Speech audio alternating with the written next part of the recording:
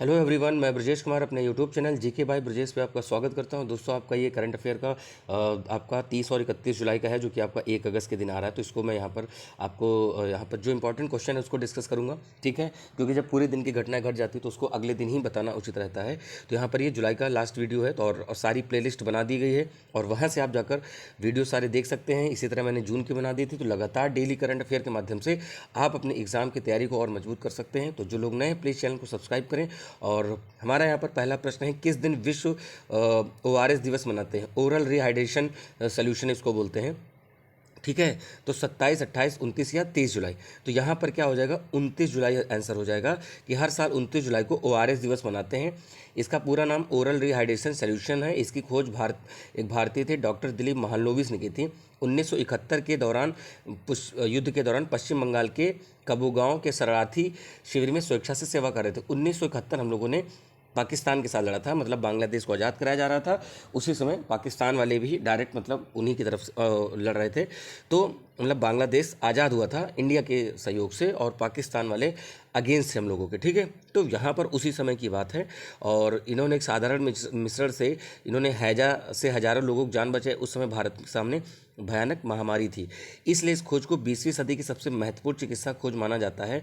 2001 में Indian academy of paediatric ने दस्त के कारण बच्चों की मृत्यु के मामलों को कम करने के इरादे से विश्व रिहाइड्रेशन सॉल्ट दिवस मनाने की शुरुआत करी, ठीक है। तो 29 जुलाई याद रखिएगा। ये इंग्लिश में है, तो जो मित्र लोग इंग्लिश में देखते हैं यहाँ से स्क्रीनशॉट लेकर या वीडियो पॉज करके लिख सकते हैं, क्योंकि ये लाइव क्लास तो आपकी है नहीं, रिकॉर्डेड होती है। तो कुछ सेकंड का पॉज करके आप बिल्कुल मेंशन कर सकते हैं, क्योंकि कमेंट किया था एक बच्चे ने कि सर इंग्लिश वाला पेज ज़रूर रोका करें। तो यहाँ पर आप 5 से 10 सेकंड ले लीजिए, स्क्रीनशॉट ले लीजिए या पॉज कर लीजिए और आप उसको यहाँ से लिख सकते हैं। अगला है कि सादो द्वीप सोने की खदानें किस देश में स्थित है जिन्हें यूनेस्को के विरासत का दर्जा दिया गया है? तो सादो द्वीप जो है वो सोने की खदान, वहाँ पर गोल्ड मेडल मिलना है। तो ऑप्शन है ईरान, भारत, उत्तर कोरिया या जापान। तो ये मिलेंगे आपको जापान में। यूनेस्को की विश्व धरोहर समिति ने जापान में विवादास्पद सादो सोने की खान को सांस्कृतिक विरासत स्थल के रूप में शामिल करने का फैसला किया है। यह निर्णय जापान और कोरिया के संबंधों के सुधार का संकेत है। उत्तरी जापान में निगाका तट के पास यह खदान जो है 400 वर्षों तक संचालित हुई और 1989 में बंद होने के बाद दुनिया की सबसे बड़ी सोना उत्पादक थी। अब देखिए, यहाँ पर जब जापान की बात आ रही है तो मैं इधर आपको जापान के बारे में बता देता हूँ। यहाँ पर देखिए, यहाँ पर सबसे पहले आपको मिलेगा होक्काइडो, होन्शु, क्योशु और शिकोकू। होन्शु इनका सबसे बड़ा आइलैंड है, ये भी ध्यान रखिएगा। फिर से बोलूँ, होक्काइडो, होन्शु, क्योशु और शिकोकू, ये 4 आइलैंड हैं। तो आप इनको नॉर्थ टू साउथ सीक्वेंस याद रखिए। इसके ऊपर पड़ता है Kuril island, KURIL, Kuril island, ठीक है। तो कुरिल आइलैंड जापान और रशिया के बीच में डिस्प्यूटेड टेरिटरी है। ये भी आपसे प्रश्न पूछा जा सकता है। तो यहाँ पर मुझे उचित लगा कि आपको इन्फॉर्मेशन मिलनी चाहिए और मैंने वहाँ पर बताया। तो फिर ये इंग्लिश का है, और जो बच्चे इंग्लिश में देख रहे हैं उसको यहाँ से नोट कर सकते हैं, वीडियो पॉज करके लिख सकते हैं। अगला है, निम्नलिखित में से किस देश में भगवान राम की स्मृति में दुनिया का पहला डाक टिकट जारी किया गया? तो भाई देखिए, यहाँ पर पूछा जा रहा है किस देश में, इंडिया का तो है नहीं, ठीक है। तो भगवान राम की स्मृति में दुनिया का पहला डाक टिकट जापान, फ्रांस, लाओस या नेपाल। तो यहाँ पर क्या है? लाओस। जब आप इंडिया से आगे बढ़ेंगे तो म्यांमार, लाओस, कंबोडिया, वियतनाम, ये सारे थाईलैंड वगैरह देश पड़ते हैं। तो यहाँ पर आपको चीज़ें समझ आ गई होंगी कि अपना पड़ोसी का पड़ोसी देश है। तो दक्षिण पूर्व एशियाई देश लाओस ने भगवान राम के ऊपर दुनिया का पहला डाक टिकट जारी किया है। लाओस ने रामलला के साथ महात्मा बुद्ध की भी पोस्टल स्टेपल रिलीज करी है। भारत के विदेश मंत्री डॉक्टर एस जयशंकर ने जानकारी देते हुए कहा कि लाओस पीपुल्स डेमोक्रेटिक रिपब्लिक का टिकट जारी करने वाला दुनिया का पहला देश बन गया है। तो लाओस के बारे में आप ये समझिए कि अपना म्यांमार के बगल में आपको ये देश मिल जाएगा। अगला है, ये इंग्लिश में फिर से मैं बोल रहा हूँ कि यहाँ से आप पॉज करके इसको लिख सकते हैं। कर्नाटक सरकार ने रामनगर जिले का नाम बदलकर क्या करने का फैसला किया है? Vijayanagar east, Hampi west, Bengaluru south या फिर कौशल्या नगर। तो यहाँ पर आंसर हो जाएगा बेंगलुरु साउथ। तो कर्नाटक सरकार ने रामनगर जिले का नाम बदलकर बेंगलुरु दक्षिण करने का फैसला किया। कर्नाटक के कानून और संसदीय मामलों के मंत्री HK पाटिल ने कहा कि जिले के लोगों को मांग को देखते हुए ब्रांड बेंगलुरु को ध्यान में रखते हुए रामनगर जिले का नाम बदलकर बेंगलुरु दक्षिण किया जाएगा, ठीक है। इस कदम के साथ कर्नाटक के बेंगलुरु के नाम पर 3 जिले होंगे, ठीक है। मतलब बेंगलुरु तो एक हाई है, फिर बेंगलुरु साउथ हो गया, इस तरह से और भी वहाँ पर हैं। अगला है, निम्न में से किसे मधुमेह विज्ञान क्षेत्र में किसे मधुमेह विज्ञान क्षेत्र में योगदान देने के लिए लाइफ टाइम अचीवमेंट अवार्ड से सम्मानित किया गया है? डॉक्टर जितेंद्र सिंह, मनसुख मंडाविया, आदित्य दत्ता या मोनाशिह साहू। तो इनमें से कौन है जिसे लाइफ टाइम अचीवमेंट अवार्ड दिया गया है मधुमेह क्षेत्र में यानी डायबिटीज़ क्षेत्र में? तो डॉक्टर जितेंद्र सिंह है। केंद्रीय मंत्री डॉक्टर जितेंद्र सिंह को मधुमेह विज्ञान, मधुमेह देखभाल अनुसंधान में उनके योगदान के लिए चिकित्सा पेशेवरों में अंतर्राष्ट्रीय बैठक में लाइफ टाइम अचीवमेंट अवार्ड में सम्मानित किया गया है। अगले प्रश्न की तरफ बढ़ते हैं। अगला प्रश्न है, एपोफिस क्षुद्रग्रह का अध्ययन करने के लिए इसरो ने किस स्पेस एजेंसी के साथ यहाँ पर समझौता किया? देखिए, एपोफिस एक आ रहा है एस्ट्रॉयड जो है वो धरती की तरफ बढ़ रहा है, तो इसी का अध्ययन करना, और ये माना जाता है कि आगे कुछ साल में आकर ये धरती से टकरा सकता है। तो यहाँ पर नासा आपका मैं यहाँ पर बताता चलूँ, नासा यूएसए की स्पेस एजेंसी है, जाक्सा जापान की है, ये भी तो मिलाने को आ सकता है। European space agency European union की है, रॉसकॉस्मॉस रशिया की है। तो पूछा जा रहा है कि भारत ने किसके साथ समझौता किया है? तो भारत ने यूरोपियन स्पेस एजेंसी के साथ किया है। तो भारतीय स्पेस एजेंसी इसरो ने यूरोपियन स्पेस एजेंसी के साथ 375 मीटर के क्षुद्रग्रह एपोफिस का अध्ययन करने के लिए रामसेस परियोजना पर यहाँ पर क्या है सहयोग किया है। और एपोफिस क्षुद्रग्रह 2029 में पृथ्वी से 32,000 किलोमीटर दूर से गुजरेगा। इस मिशन का उद्देश्य पृथ्वी के संभावित खतरों को समझने और एपोफिस क्षुद्रग्रह का बारीकी से नज़र रखना है। रामसेस एक अंतरिक्ष यान का नाम है जो क्षुद्रग्रह एपोफिस के पास जाएगा और उसका बारीकी से पीछा करेगा। तो यहाँ पे जो रामसेस आया था वो क्या था कि आपका स्पेस यान का नाम है। और बात करें इसरो की, इंडियन स्पेस रिसर्च ऑर्गेनाइजेशन, इस समय इसरो के अध्यक्ष हैं डॉक्टर एस सोमनाथ हैं। ये भी सुब्रमण्यम सोमनाथ इनका नाम पूरा है, तो डॉक्टर एस सोमनाथ हैं, यहाँ याद रखिएगा क्योंकि पूछा जा सकता है। और 15 अगस्त 1969 को यानी 1969 में इसरो बना था। और मैंने बताया कि अध्यक्ष इस समय कौन है, ये आपके डॉक्टर सुब्रमण्यम सोमनाथ। ठीक है, अगले प्रश्न की तरफ बढ़ेंगे हम लोग, देखेंगे नेक्स्ट क्वेश्चन क्या है। भारत का पहला भूमिगत संग्रहालय किस शहर में शुरू किया जाएगा? तो India's first underground museum will be started in which city? Mumbai, Kolkata, Jaipur या फिर दिल्ली? अब देखिए यहाँ पर हम लोग बात करेंगे तो यहाँ पर हो जाएगा दिल्ली, आंसर हो जाएगा। भारत का पहला भूमिगत संग्रहालय दिल्ली में शुरू किया जाएगा। इस संग्रहालय का उद्घाटन हुमायूं के मकबरे परिसर में 29 जुलाई 2024 को किया जाएगा। यह कार्य यूनेस्को के विश्व धरोहर समिति के 46वें सत्र के साथ होगा। भारतीय पुरातत्व सर्वेक्षण के एक वरिष्ठ नागरिक ने बताया कि संग्रहालय 30 जुलाई से आगंतुकों के लिए खुल जाएगा। अगले प्रश्न पे चलेंगे हम लोग। निम्नलिखित में से किसे भारतीय लघु उद्योग विकास बैंक सिडबी के नए अध्यक्ष और प्रबंध निदेशक के रूप में चुना है? तो यहाँ पर है उर्मिला रावत, अनिकेत चौहान, अंशुमन चौधरी या फिर मनोज मित्तल। तो यहाँ पर देखेंगे इस प्रश्न का क्या आंसर है, तो यहाँ पर हो जाएगा मनोज मित्तल, आंसर हो जाएगा। IIT दिल्ली और प्रसार भारती के द्वारा DD रॉबकॉन 2024 का आयोजन दिल्ली के त्यागराज स्टेडियम में किया गया। इस कार्यक्रम में 46 टीमों ने रोबोटिक्स में नवाचार, टीमवर्क का प्रदर्शन किया और अहमदाबाद स्थित निर्मा यूनिवर्सिटी के इंस्टीट्यूट ऑफ टेक्नोलॉजी में चैंपियनशिप जीती। तो यहाँ पर निर्मा यूनिवर्सिटी ने यहाँ पर चैंपियनशिप जीती और यह टीम वियतनाम में होने वाले एबीयू रोबोकॉन 2024 में भारत का प्रतिनिधित्व करेगी। जो यहाँ पर इंडिया में टॉप है वो जाके वर्ल्ड में करेगा। जैसे मान लीजिए कोई खिलाड़ी है, 10 खिलाड़ी हैं 100 मीटर की रनिंग करते हैं, तो इन 10 खिलाड़ियों को अपने देश में भी तो कंपटीशन होगा, नेशनल गेम्स होंगे, तो उसमें जो सबसे टॉप पे होगा फिर वो क्या होगा, वर्ल्ड लेवल पे खेलने जाएगा। तो ऐसा ही समझ लीजिए यहाँ पर भी हुआ है। एशिया का पहला लो कार्बन जिंक है निम्नलिखित में से किस देश में लॉन्च किया गया है? चाइना, जापान, सिंगापुर या भारत? तो यहाँ पर है भारत में किया गया है। एशिया का पहला लो कार्बन जिंक भारत में लॉन्च किया गया है। इससे भारत की बड़ी जिंक उत्पादन कंपनी वेदांता के स्वामित्व वाली हिंदुस्तान जिंक ने लॉन्च किया है। यह एशिया का पहला कम कार्बन वाला ग्रीन जिंक ब्रांड इकोजोन है। यह विशेष रूप से ऑटोमोटिव क्षेत्र में टिकाऊ और पर्यावरण के अनुकूल सामग्रियों की बढ़ती मांग को पूरा करने के लिए विकसित किया गया है। तो देखिए यहाँ पर हिंदुस्तान जिंक ने किया है, साथ में वेदांता समूह की कंपनी है और पहला कम कार्बन वाला ग्रीन जिंक ब्रांड इकोजोन है। तो यहाँ पर याद रखिए इंडिया हो जाएगा आंसर। अगले प्रश्न की तरफ हम लोग बढ़ेंगे। भारत का 5वां सामुदायिक रेडियो स्टेशन निम्नलिखित में से किस जगह पर किया जाएगा? तो 5वां कम्युनिटी रेडियो जो है मणिपुर, मिजोरम, उत्तर प्रदेश और बिहार।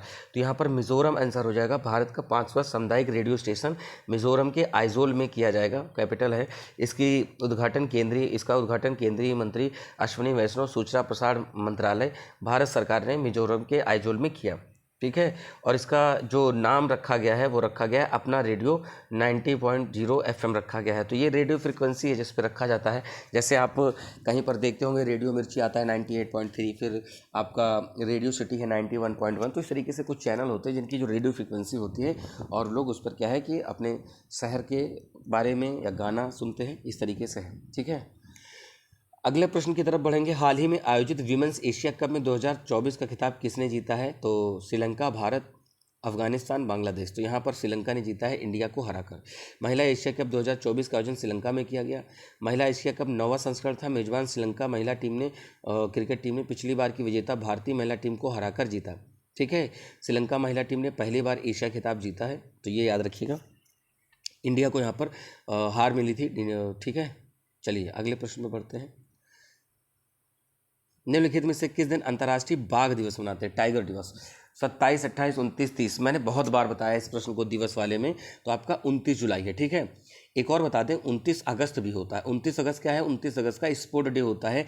मेजर ध्यानचंद जी का जन्मदिन होता है। हॉकी के जादूगर कहे जाते थे, हॉकी के खिलाड़ी थे।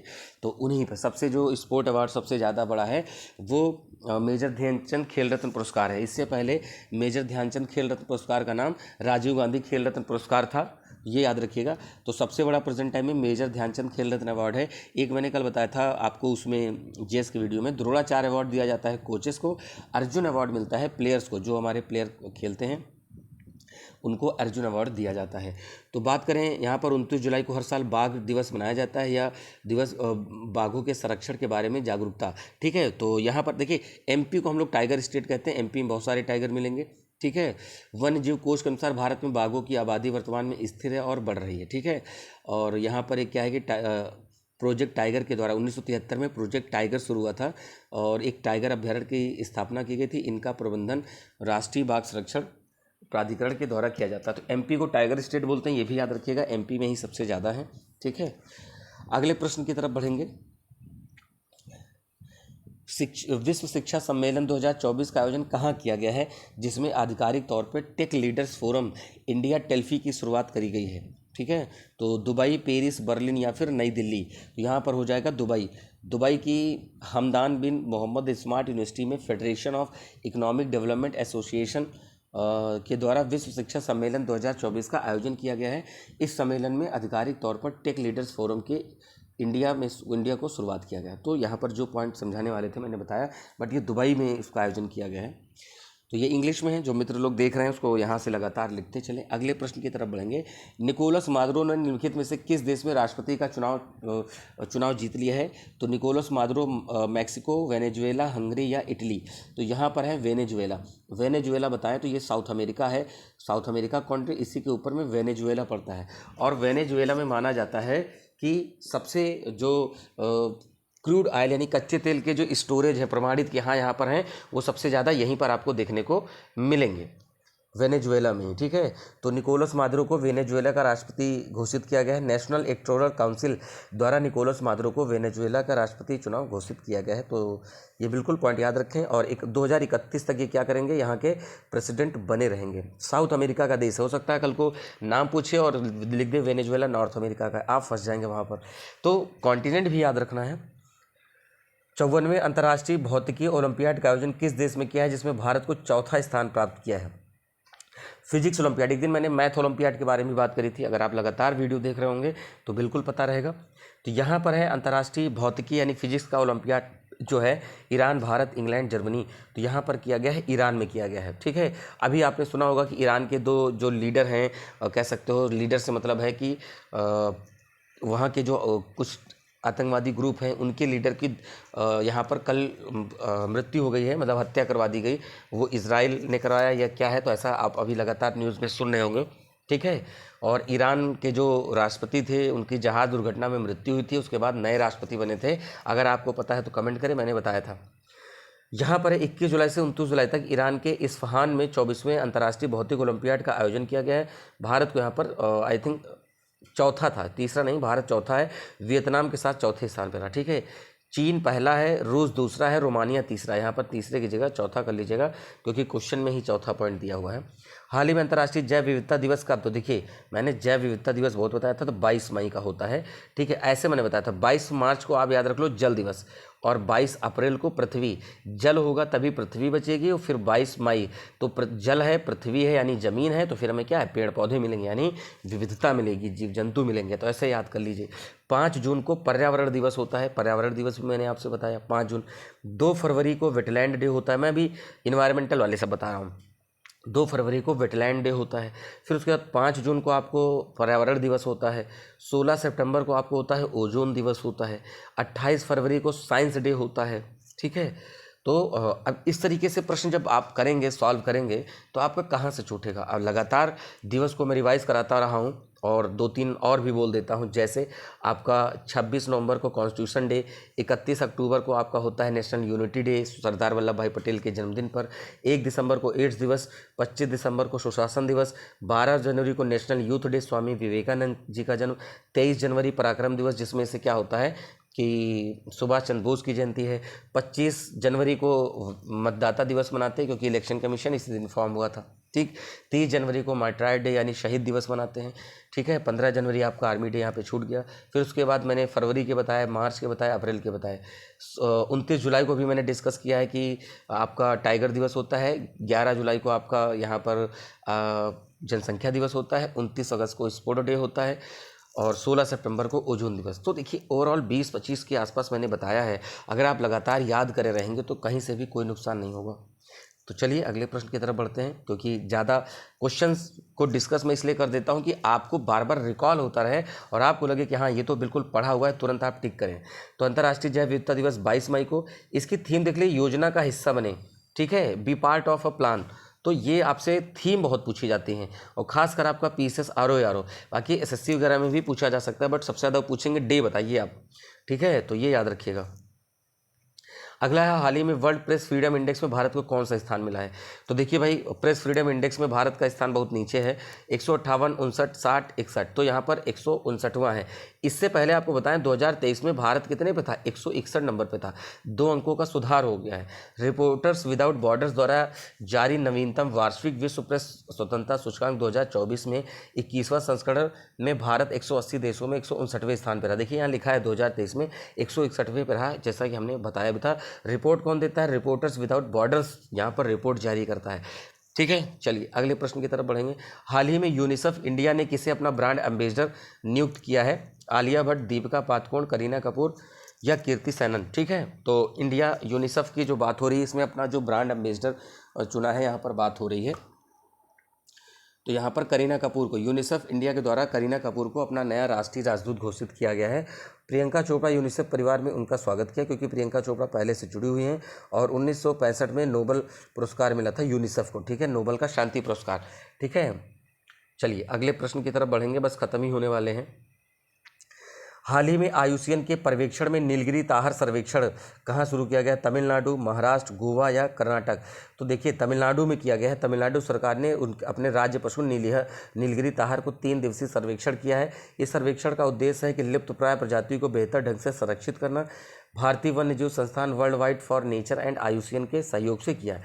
अब यहाँ पर हम बताएं, यहाँ पर जब आप साउथ में जाएंगे तो ये पड़ता है पश्चिमी घाट और ये पड़ता है पूर्वी घाट, तो ये दोनों मिलते हैं आपको नीलगिरी पर्वत के पास मिलते हैं, जिनको हम ब्लू माउंटेन्स के नाम से भी जानते हैं। तो कर्नाटक, केरल, तमिलनाडु, तीनों जगह पे ही आपको नीलगिरी हिल्स मिलते हैं। वहीं पर एक पशु है जिसको हम नीलगिरी ताहर के नाम से जानते हैं, और उसी को यहाँ पर क्या है कि आयुसीएन के पर्यवेक्षण के तहत इसका सर्वेक्षण किया गया है। यहाँ पर मतलब पर्यवेक्षण में किया गया है महाराष्ट्र, तमिलनाडु, गोवा, कर्नाटक, ये 4 ऑप्शन है, जिसमें से तमिलनाडु आपका आंसर हो जाएगा। और अगले प्रश्न की तरफ बढ़ रहे हैं। हाल ही में भारत चीन के विवाद का स्थल बना शक्सगाम घाटी कहाँ है। तो शक्सगाम घाटी काराकोरम, जास्कर, धौलाधर या कंचनजंगा, तो ये मिलेगी काराकोरम में, ठीक है। सियाचिन ग्लेशियर के करीब शक्सगाम घाटी या ट्रांस काराकोरम ट्रैक्ट के निर्माण में गतिविधियों के संबंध में तथ्यों को बदलने के अवैध प्रयासों के खिलाफ चीन के विरुद्ध कड़ी प्रतिक्रिया दर्ज कराई गई। तो ये प्रश्न आने वाले समय में पूछा जा सकता है कि ये घाटी किस जगह पर आपको देखने को मिलेगी। तो बिल्कुल ये पॉइंट आप याद रखें, मेरा पूरा प्रयास रहता है। देखिए काराकोरम की जो हाईएस्ट पीक है, मैं पिछले पेज पे बताता हूँ। काराकोरम की हाईएस्ट पीक है केटू या गॉडविन आस्टिन, या फिर इसको गौरी नंदा कहते हैं, ये कल मैंने बताया था। ये भारत की दूसरी सबसे ऊंची चोटी है। ठीक है। और भारत में पूछता कि भारत में सबसे, तो ये कंचनजंगा हो जाता। सिक्किम में, भारत में स्थित है कंचनजंगा, और काराकोरम भारत की है बट अक्साई चीन वाले पार्ट में चाइना के पास चला गया। ठीक है, तो ये आज के प्रश्न है दोस्तों। तो जो लोग नए हैं प्लीज़ चैनल को सब्सक्राइब करें, दोस्तों में शेयर करें, और वीडियो पसंद आए तो वीडियो को लाइक करें।